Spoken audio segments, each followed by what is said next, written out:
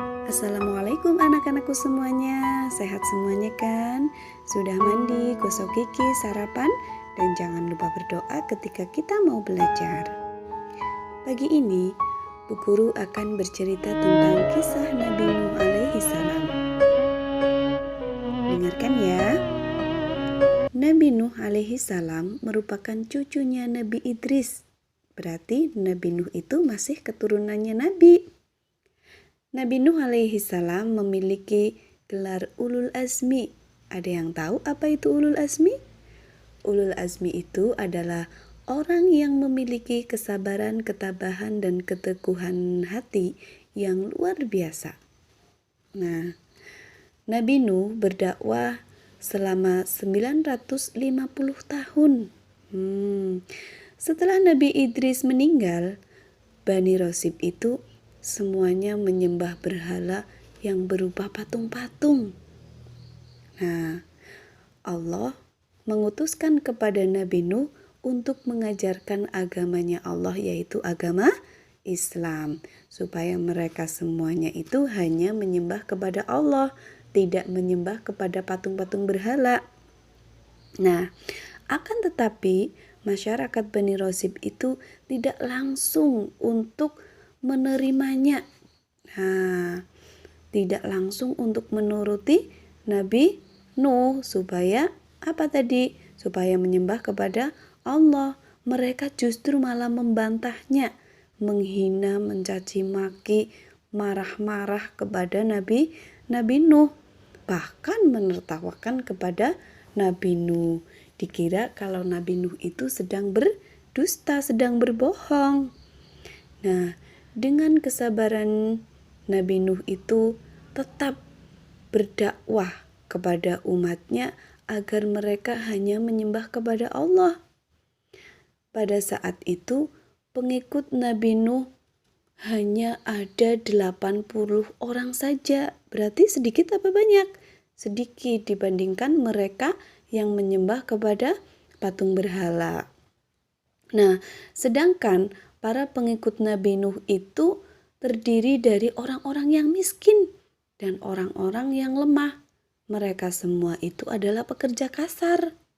Nah, akan tetapi Nabi Nuh itu tidak patah semangat. Nabi Nuh itu tetap berdakwah walaupun ditentang dan ditertawakan. Setiap Nabi Nuh berdakwah, malah mereka menutupi telinganya dengan jari. Kenapa? Supaya mereka tidak mendengarkan apa yang disampaikan oleh Nabi Nuh. Bahkan mereka menentangnya dan berkata, "Hai Nuh, sesungguhnya kamu itu telah berdusta, telah berbohong kepada kami. Nah, jika kamu benar, datangkanlah kepada kami azab yang besar, hayo." Nah, sambil menertawakan Nabi Nuh. Kemudian Nabi Nuh itu menangis dan berdoa kepada Allah agar supaya mereka itu diberikan azab, diberikan peringatan oleh Allah. Nah, kemudian Allah itu mengabulkan doanya Nabi Nuh. Allah memerintahkan agar Nabi Nuh itu membuat sebuah kapal yang besar. Nah, kemudian Nabi Nuh itu mengerahkan pengikutnya untuk membuat kapal yang besar yang bisa mengangkut orang-orang yang beriman beserta hewan-hewan jantan dan betina sepasang ya bisa masuk ke dalam kapal itu karena kapalnya itu sangat besar. Untuk apa isinya? Yaitu untuk orang-orang yang beriman. Setelah kapal itu dibuat, kemudian turunlah hujan. Nah, turunlah hujan yang besar, angin kencang, dan air-air itu muncul di berbagai permukaan bumi. Kemudian mereka kaget karena adanya banjir. Kaum Rosib itu berteriak, "Tolong, tolong, ada banjir, tolong." Mereka menangis, berlari-lari, ingin meminta pertolongan dari bencana banjir yang sangat besar tersebut. Semua kaum-kaum kafir meninggal dunia. Yang tersisa hanya orang-orang yang beriman dan hewan-hewan yang menaiki perahu tersebut. Nabi Nuh melihat anaknya. Dia menentang terhadap ayahnya. "Nak, masuklah ke kapal ini, niscaya kamu akan selamat." Tapi anak tersebut, "Tidak, saya mau naik bukit saja ayah. Nanti pasti saya akan selamat."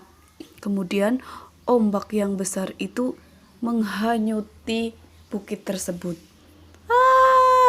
Akhirnya apa? Anaknya Nabi Nuh tenggelam bersama istrinya. Demikian ceritanya anak-anak. Jadi kita itu harus percaya adanya Allah dan kita harus rajin untuk beribadah kepada Allah.